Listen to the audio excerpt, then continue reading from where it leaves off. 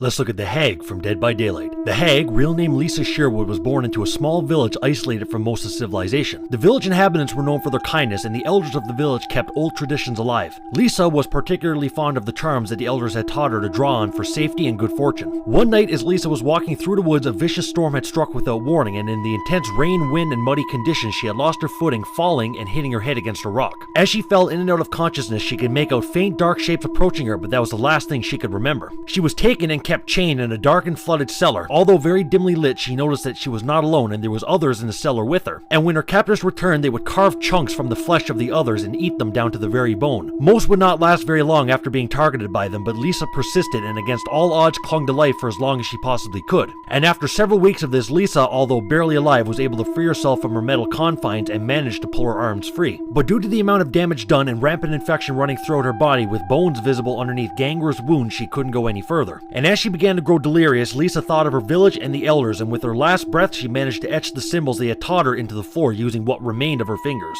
But almost immediately after doing so, Lisa felt a dark hunger begin to stir inside her and she craved vengeance. After weeks of searching, the village's search party eventually found a way to the cabin where Lisa had been held, and upon entering the cabin they discovered what remained of Lisa's captors having been torn apart and devoured from what they believed to be some type of vicious animal. In the cellar amongst several remains, the elders' charms were found scrawled into the floor, and Lisa's body was not found amongst the rest, and her whereabouts were unknown.